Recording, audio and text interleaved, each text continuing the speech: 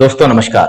आज मैं आपको एक बहुत ही इंटरेस्टिंग और बहुत ही काम की कंसेप्ट एक्सप्लेन करने वाला हूं, जिसके बारे में आज हर कोई जानना चाहता है। हम समझना चाहते हैं उस कंसेप्ट के बारे में, वो किस तरह से वर्कआउट होती है, वो किस तरह से काम करती है, वो इंडिया के अंदर लीगल है कि नहीं है और उसके अंदर हम काम कैसे कर सकते हैं। तो दोस्तों, वो कंसेप्ट है क्रिप्टो करेंसी। आज के इस वीडियो के अंदर हम समझेंगे कि क्रिप्टो करेंसी क्या है, किस तरह से ये वर्कआउट होती है और क्या हम इसके अंदर निवेश कर सकते हैं। अगर कर सकते हैं तो कैसे कर सकते हैं और ये इंडिया के अंदर लीगल है कि नहीं है। दोस्तों, इन सारे सवालों के जवाब आज के इस वीडियो में आपको मिलेंगे, तो आखिर तक इस वीडियो में मेरे साथ आप बने रहिए। आज का ये वीडियो बहुत ही इंटरेस्टिंग होने वाला है। दोस्तों, क्रिप्टो करेंसी बेसिकली क्या है, इसका नाम ही हमें इसके बारे में समझाता है। क्रिप्टो करेंसी एक डिजिटल करेंसी है। देखिए, करेंसी जैसे हम रुपया यूज करते हैं, तो रुपया एक एक्सचेंज का माध्यम है, एक करेंसी है।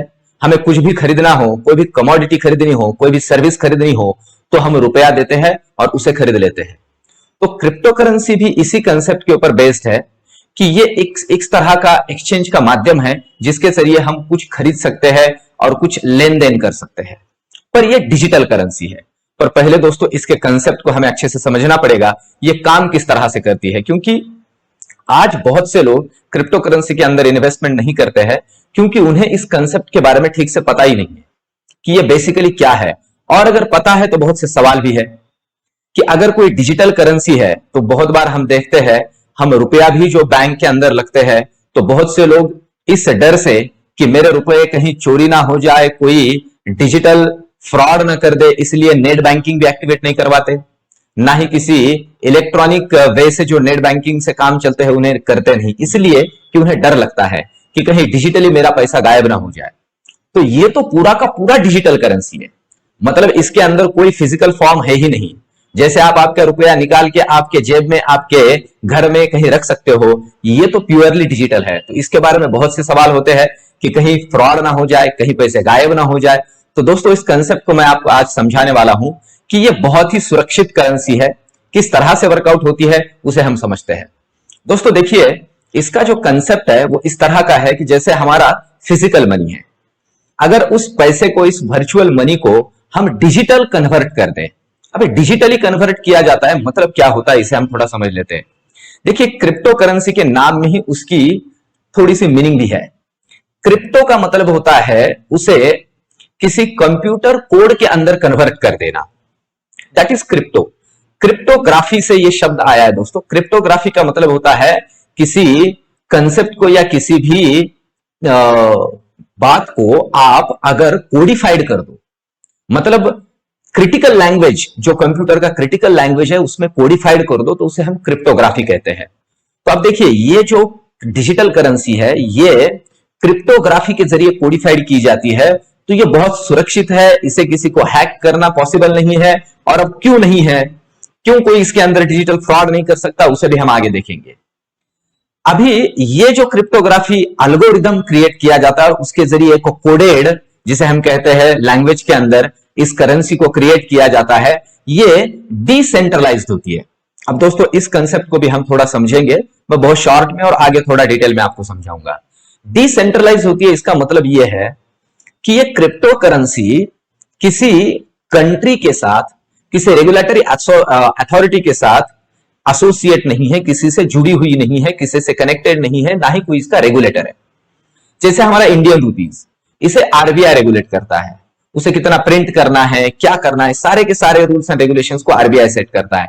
पर यह करेंसी डिसेंट्रलाइज्ड दोस्तों, ये किसी भी देश की करेंसी नहीं है। देखिए, हर करेंसी जो हम फिजिकल करेंसी यूज करते हैं, किसी न किसी देश की करेंसी अपनी अपनी करेंसी है, उन्होंने अपनी अपनी करेंसी बना ली है, पर हम इसे कह सकते हैं वर्ल्ड की करेंसी। ये पूरे विश्व की करेंसी है, ये किसी का नहीं, ये डिसेंट्रलाइज्ड है। अब ये तो एक बात हुई, और इस तरह का ये जो डिजिटल करेंसी है जो डिसेंट्रलाइज्ड है, उसे हम क्रिप्टो करेंसी कहते हैं। अब थोड़ा इस प्रोसेस को और डिटेल में समझते हैं कि अगर ये इस तरह से डिसेंट्रलाइज्ड है तो इसे मैनेज कैसे किया जाता है, ये किस तरह से हम होल्ड कर सकते हैं। तो इन सारी बातों को एक एक करके समझते हैं दोस्तों। और अब इसके अंदर सबसे पहले हम समझते हैं ब्लॉकचेन को। क्रिप्टो करेंसी को समझने के लिए हमें ब्लॉकचेन की कंसेप्ट थोड़ा ठीक से समझनी पड़ेगी। बेसिकली ये ब्लॉकचेन होती क्या है। इसे पहले हम क्लियर कर लेते हैं। जैसे देखिए, जैसे मैं कोई एक ट्रांजैक्शन इनिशिएट करता हूं क्रिप्टो करेंसी के अंदर, तो वो ट्रांजैक्शन चला जाता है एक पीयर टू पीयर नेटवर्क के जरिए पीयर टू पीयर ग्रुप के पास। आप ऐसे कंसिडर कर सकते हो, पीयर टू पीयर ग्रुप ये वो डिसेंट्रलाइज फॉर्मेट है, ये पीयर टू पीयर ग्रुप के पास चला जाता है। अब हम ऐसे भी कह सकते हैं दोस्तों कि ये जो पीयर टू पीयर ग्रुप है, इसके अंदर माइनर्स होते हैं। अब इनके बारे में भी थोड़ा हम आगे चर्चा करेंगे, पर ये होते कौन है? इन शॉर्ट हम कंसिडर कर सकते हैं जैसे सिक्योरिटीज मार्केट के अंदर रजिस्ट्रार एंड ट्रांसफर एजेंट होते हैं, मतलब जो हमारे सिक्योरिटीज का हिसाब किताब रखते हैं, उन्हें हम सिक्योरिटीज मार्केट के अंदर रजिस्ट्रार एंड ट्रांसफर एजेंट कहते हैं। वैसे ये पीयर टू पीयर ग्रुप होते हैं। अब ये पीयर टू पीयर ग्रुप के पास जब मेरा कोई भी क्रिप्टो करेंसी खरीदने का, जैसे मैं बिटकॉइन खरीद रहा हूं, तो उसका रिक्वेस्ट चला जाता है जिससे खरीद रहा हूं उसके नाम के साथ या उसके डिटेल्स के साथ। फिर ये आता है एक नेटवर्क के अंदर, जिसे पीयर टू पीयर नेटवर्क कहा गया है या इसे नोड भी कहा जाता है। अब इसके अंदर ये जैसे ही एक एल्गोरिदम एक डिजिटल फॉर्मेट में, क्योंकि ये करेंसी ही डिजिटल है, ये चला जाता है। फिर उसके बाद में ये वेरीफाई होता है। दोस्तों, इसको वेरीफाई किया जाता है पिछले ट्रांजैक्शन के साथ कि जिसने मुझे बेचा है असल में उसके पास करेंसी है कि नहीं है, उसको वेरीफाई किया जाएगा और फिर अल्टीमेटली इस कॉन्ट्रैक्ट को क्रिएट किया जाएगा। और जब ये ट्रांजैक्शन इस तरह से क्रिएट होगा तो इस पूरे जानकारी को एक ब्लॉक के अंदर डाला जाएगा। अब ध्यान दीजिए, ब्लॉक का मतलब होता है, इन शॉर्ट हम कह सकते हैं, एक जैसे फोल्डर बनाते हैं हमारी कोई इंफॉर्मेशन कंप्यूटर के अंदर सेव करने के लिए, वैसे ये फोल्डर है, वैसे ये बॉक्स है, या फिर हम उसे ब्लॉक कह सकते हैं। उसके अंदर वो जानकारी जमा कर दी कि किसी एक्स से किसी वाई ने क्रिप्टो करेंसी खरीद ली। अब ये जानकारी जब उसके अंदर जमा की जाएगी तो ये जानकारी फिर आगे पास होगी ब्लॉक के जरिए पिछले ब्लॉक को कनेक्ट करने के लिए। मतलब आप समझ लीजिए, पिछला ब्लॉक वो जिसके अंदर एक्स की जानकारी थी कि उसने कहां से खरीदी थी, फिर उसके साथ ये वाई ने जो खरीदा है उसे जोड़ा जाएगा, तो इसे ब्लॉकचेन, दो ब्लॉक जोड़े गए तो ब्लॉकचेन इसे कहा जाएगा। अब एक बात इसमें समझने जैसी है दोस्तों, ये जो जानकारी है ये डिजिटल फॉर्मेट के अंदर इस तरह से दो ब्लॉक्स को जोड़ती है। इस वजह से ये जो हमारा बहुत बार एक कंफ्यूजन होता है क्रिप्टो करेंसी को लेके कि कहीं ये डेटा चुरा ना लिया जाए, कहीं ये डेटा कोई अल्टर्ड ना कर दे, तो ये पॉसिबल नहीं है, ये अल्टर्ड नहीं हो सकता। इसलिए कि अगर कोई इसे अल्टर कर देता है तो ये पिछले ब्लॉक के साथ जुड़ा हुआ है, तो फिर अगर इसमें इसमें अगर कोई अल्टरेशन हुआ तो वो पिछला भी डिस्टर्ब हो जाएगा और समझ में आ जाएगा कि कोई अल्टरेशन हुआ है। अब इसे और थोड़ा अच्छे से समझ लेते हैं अगले कंसेप्ट के अंदर, और वो कंसेप्ट है माइनर्स और माइनिंग। अब इसे थोड़ा समझ लेते हैं, माइनर्स क्या होते हैं। अब ये तो ब्लॉकचेन हमने समझ लिया कि डिजिटल वे में ये हमारी जो जानकारी है वो क्रिप्टोग्राफी के जरिए सेव होती है, जो भी ट्रांजैक्शन बिटकॉइन या फिर किसी भी क्रिप्टो करेंसी के अंदर हम कर रहे हैं। तो अब ये जानकारी सेव करने का या ये जानकारी अपडेटेड रखने का काम माइनर्स करते हैं। अब समझ लीजिए दोस्तों, इन शॉर्ट हम कह सकते हैं यहां ये अकाउंटेंट्स है, इन शॉर्ट कह सकते हैं सिंपल लैंग्वेज में समझने के लिए। पर ये किस तरह के अकाउंटेंट्स है इसे थोड़ा समझ लेते हैं दोस्तों। ये हजारों के तादाद में इस तरह के अकाउंटेंट्स है जो कि विश्व भर में फैले हुए हैं। अब इसे थोड़ा समझ लीजिए, इसलिए मैंने आपको कहा था कि ये डिसेंट्रलाइज्ड इंफॉर्मेशन को सेव किया जाता है। मतलब इसके अंदर फ्रॉड करना क्यों इजी नहीं है, इसके अंदर फ्रॉड करना क्यों पॉसिबल नहीं है? रीजन ये है कि ये जो माइनर्स है ये विश्व भर में फैले हुए हैं। जैसे ही मैं कोई क्रिप्टो करेंसी के अंदर ट्रांजैक्शन कर लेता हूं तो ये जो मेरी जानकारी है इस तरह से विश्व भर में ये जो माइनर्स है इन सब के पास चली जाती है।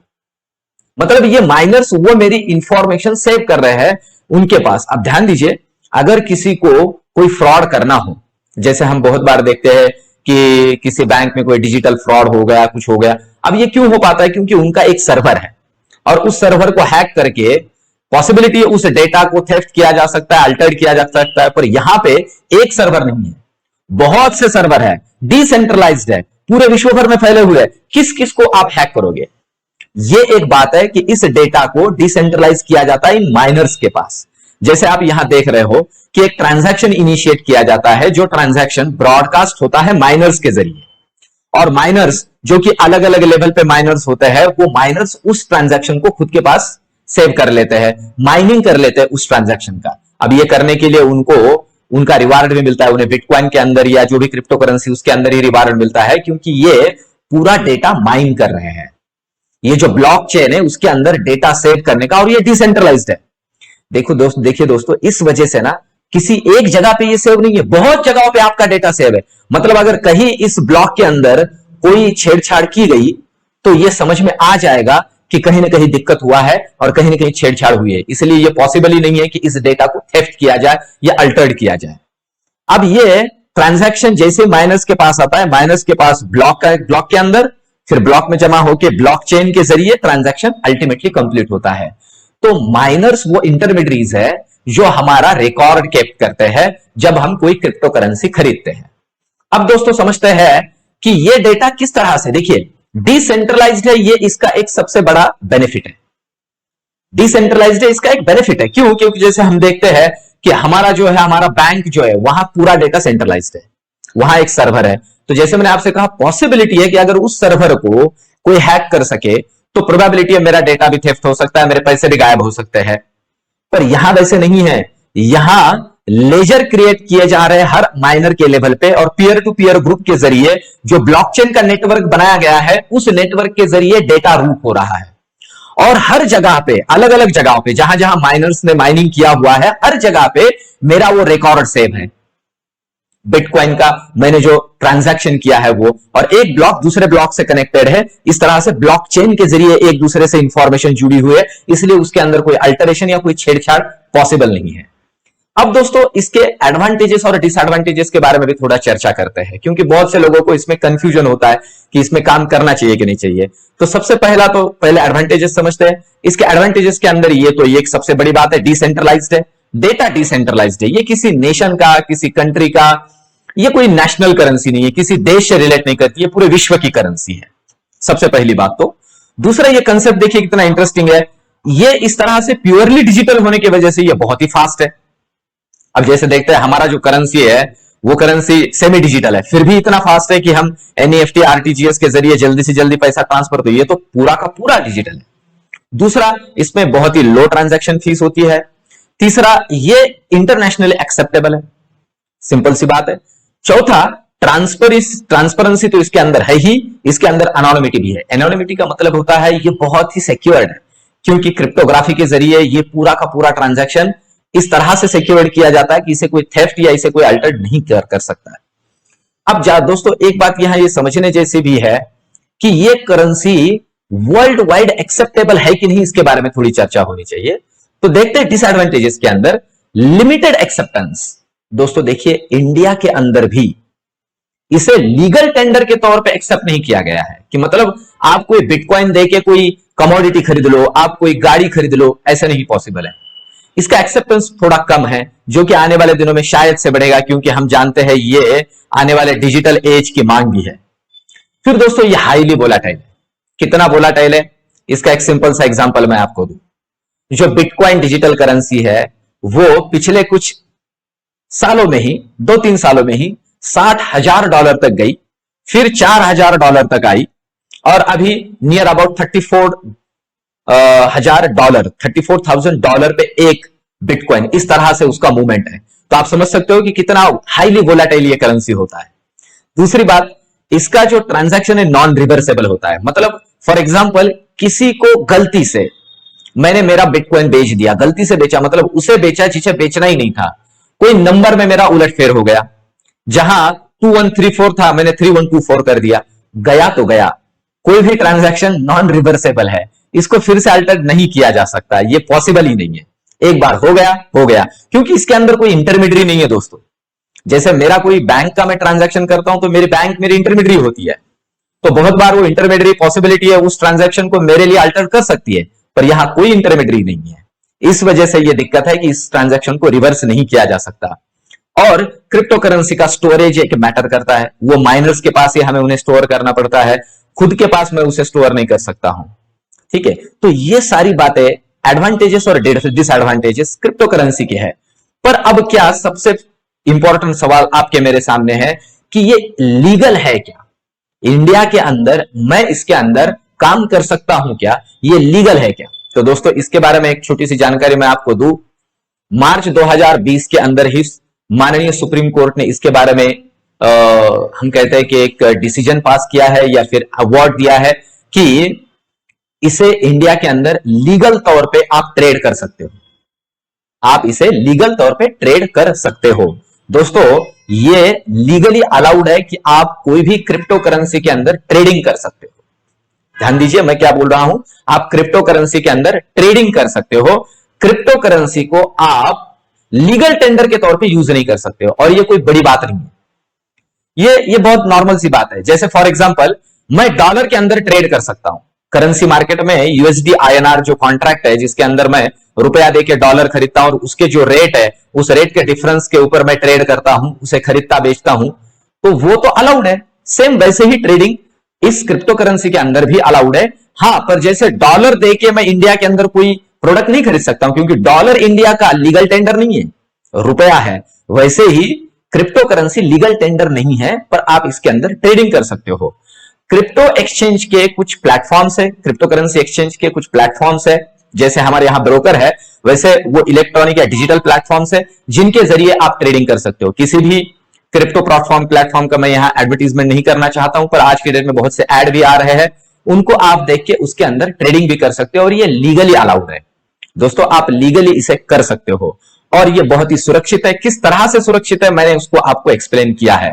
तो दोस्तों, आशा करता हूं कि आज ये जो क्रिप्टो करेंसी का मैंने एकदम बिगिनर लेवल पे, बेसिक लेवल पे आपको एक्सप्लेनेशन दिया है, वो आपको ठीक लगा होगा। अब इसके आगे क्रिप्टो करेंसी के अंदर जो पर्टिकुलर कुछ क्रिप्टो करेंसीज होती है, उनके बारे में भी मैं आपके लिए वीडियो लेके आऊंगा।